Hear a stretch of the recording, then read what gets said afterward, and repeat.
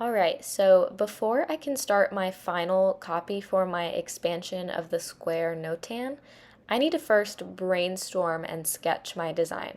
So we are going to do this in our sketchbooks.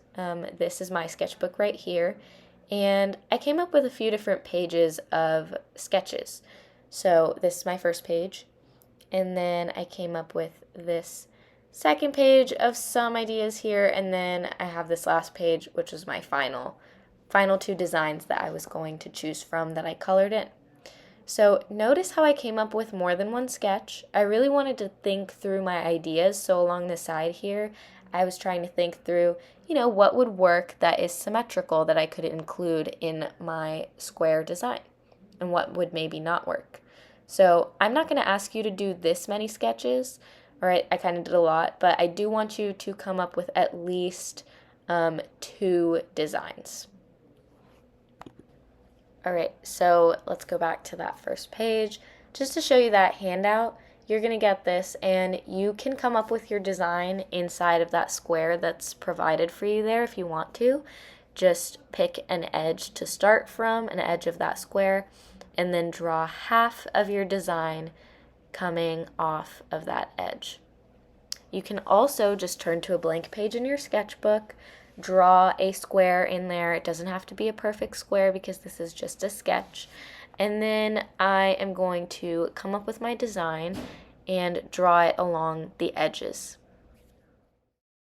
All right, so I'm just drawing my design in fast forward here. It's a butterfly, and I'm making it as symmetrical as possible.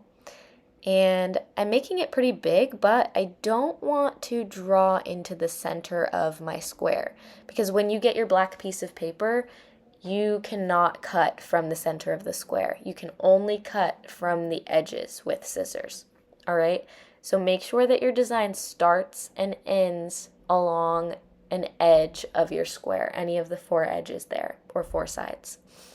So I'm just going to keep working on the rest of my sketch here, and I'm not going super far into the middle, and I'm not drawing anything floating in the middle either, like I said.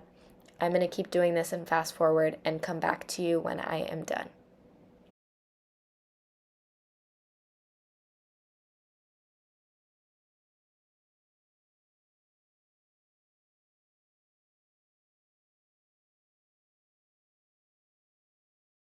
So everything that I am shading in here is my black square and my paper cutouts, and everything that is white is going to be the negative space or the empty areas where I have cut out that shape and flipped it over so that there's nothing there. I also made sure that my design was big enough and took up a lot of space, because I'll show you an example of what not to do here. If I'm just drawing the same exact design but super tiny, and if I make it super small, it is going to be very difficult to cut out, and it won't make for a very strong Notan design.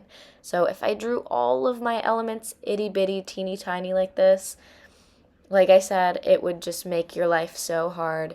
And we also really want this design to stand out, so this is what we do not want to do.